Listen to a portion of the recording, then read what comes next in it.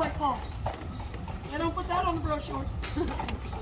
See, an earthquake here in 1886, they believe exceeded a 7.2 in magnitude. Top 10 in the continental United States.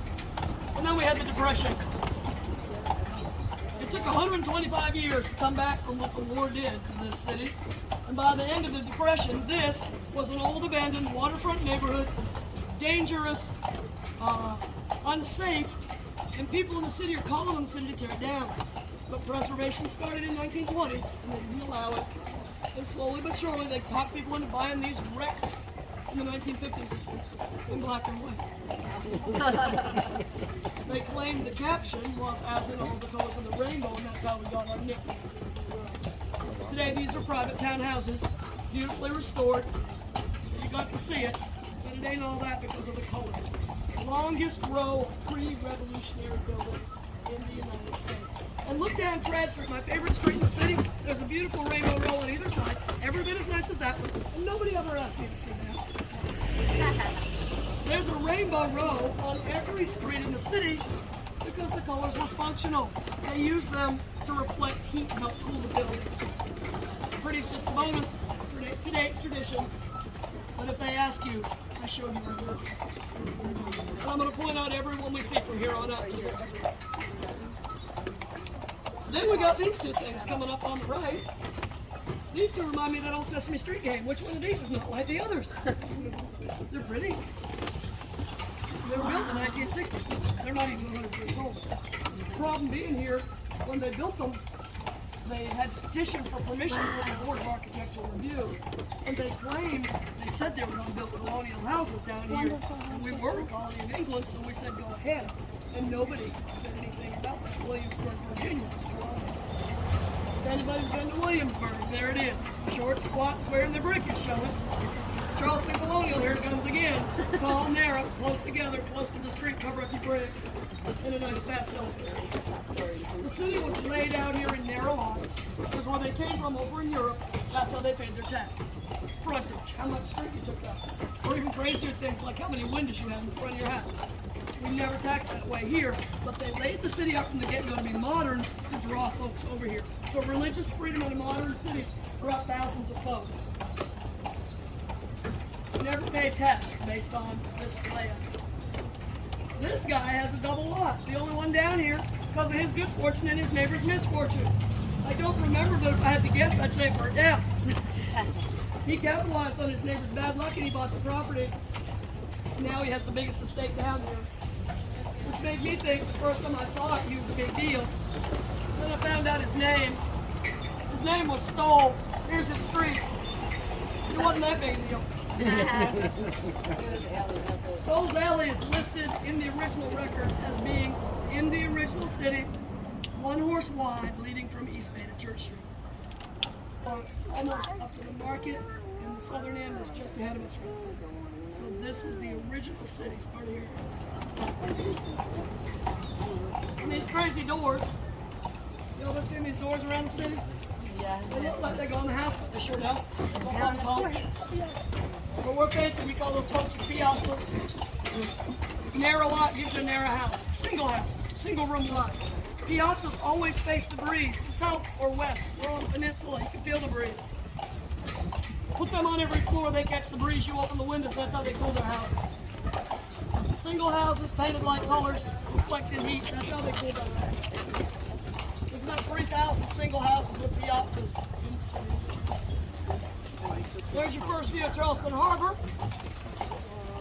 3.5 miles from here, out to that flat piece of land next to the crane. That is Fort Sumter, 1861. He stood right there. Look 3.5 miles out. History or not, I don't like history. I came here 11 years ago for a 5-day vacation. But if you like pretty houses, go see that house. And if you find yourself standing on that piazza and you're looking out at the fort and you know where you are, the hair will stand up at the back of your neck. No commentary. It's Yogi Yuki. Yeah, Yogi. We're going to do the sorority effect. We're going to make one big bubble.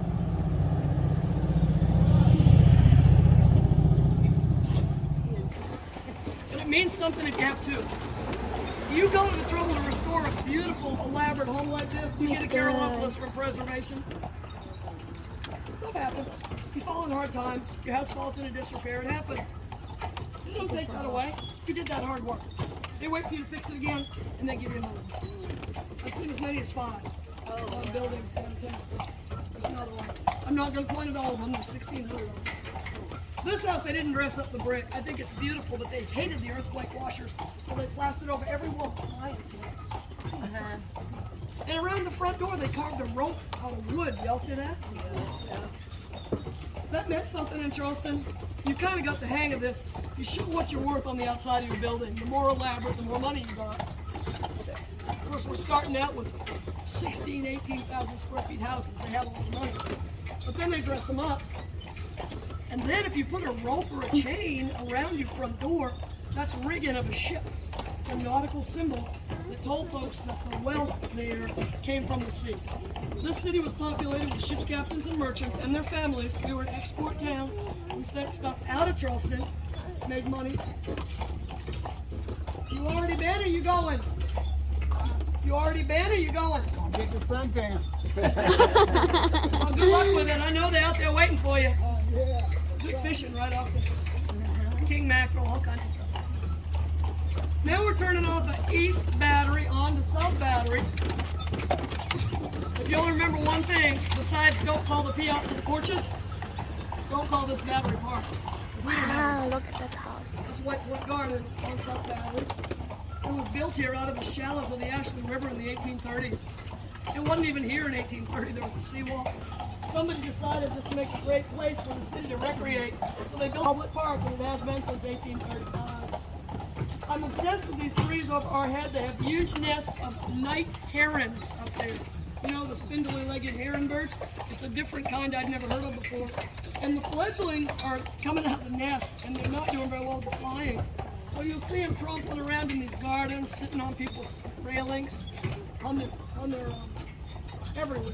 They get in the fountains. So if you see a big spindly looking brown bird with kind of like down and stand up hair, right here. They were peeking their heads out of these boxwood hedges the other day. It's kind of comical. Oh, look at the garden. Quality of them down here. This is kind of a semi-public building. You can access it. It's a bed and breakfast. This is the 2 Meeting Street Inn, and it's known in Charleston as a wedding house. This was the gift of a guy to his daughter for her wedding in 1888. Wow. George Williams spent 2 years and $75,000 building that in the 1880s. Now I have a question. What did the groom's family get him? The groom was a guy named Carrington from New York City. His family's business was jewelry, and they gave the couple their honeymoon to Europe. For the 27 months it took to build it. That's what they call Queen Anne Victorian in style, which means they threw everything up there and done it next. Wow. It sure is fancy. It has Carolopoulos. It's been beautifully restored. George Williams, the guy that built that for his daughter, was the wealthiest guy in this city when the war broke out. He decided to back blockade ships. The mouth of the harbor was blockaded by the Union. The ships were sneaking in under cover of darkness with luxuries the city didn't need, couldn't afford, and spent their last dime on. He backed those ships, but he'd been a banker before the war, and he knew someone's economy would fail, so he wouldn't take paper money. He took gold and sterling, and he piled $1 million on top of an intact fortune for 4 years' time in the 1860s, while the rest of the city lost everything. He was easily able to build his daughter that beautiful wedding gift 20-odd years after the war ended. And then 10 years after the war ended, he built himself this. The house that George built cost him then $250,000. And for that money in the 1870s, he got 24,000 square feet. It is still today the largest private residence in the city. Gandang-ganda Lived in by a very gracious guy who up until recently invited John on the Williams Mansion. He lives in there. He can't figure out how to keep it safe and have you all traipsing through there, so for now it's off the table. But it'll be back. So now you've got to come back to Charleston. Hoping to open again this fall. The older daughter inherited this. So the younger daughter gets a wedding present. Older daughter gets an inheritance. He did have a son, George Jr. We don't think you liked him. He didn't build him anything fancy. He bought him this old used mess across the street. It was already 100 years old. Yeah, tough break. I told y'all, make your house look like stone. Do whatever it takes. Carve your wood, cover your brick. This actually has a name. It's called rustication. Who's been to Mount Vernon in Virginia? George Washington. Disguised his wooden house to look like stone. He was good at disguising wooden stuff. Two things I don't talk about in this job. Burying people alive. It happened here. I'll tell you, it was accidental. It had to do with epidemic, taking ghost stories. I'll talk about it on that one. And the other thing I don't talk about is George Washington's pictures. I'm not gonna do it. I'm doing it. No kidding. Google Smithsonian Museum, George Washington's pictures. They're pretty reliable. You're welcome. These three, brick and stucco, earthquake repair, Carolopoulos. See how you know everything? I've taught you all this stuff. These three, because they're so close together down here, have a lot of cute nicknames. My favorite here, Neapolitans, chocolates. That looks like stone, but there's the brick on the second floor. We have 3 stone buildings in the entire city. Just 3. They're all at or north of Broad, and they're public buildings. These are all private, single-family homes. And we've been through some rough patches. These people bobbed and weaved around here all day long and holler, and they're very gracious and 6 o'clock. They don't come down anymore when they get their standards. Don't like you're going through your neighborhood.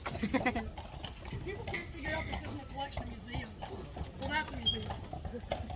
That's Nathaniel Russell's house. Look at his initials over the door in the iron. Inside that house, built around 1800, is a 3-story, 3-flying spire. Kay silaw ang adlaw dili ko Spiraling up makakita. to the huge Sige again. center hall like a big Jenga puzzle. Again. That house is worth the cost of admission just to see the staircase. Most of our museum houses, unless they've changed after COVID, 10 to 50 all over. 5. Ganda ng mga houses.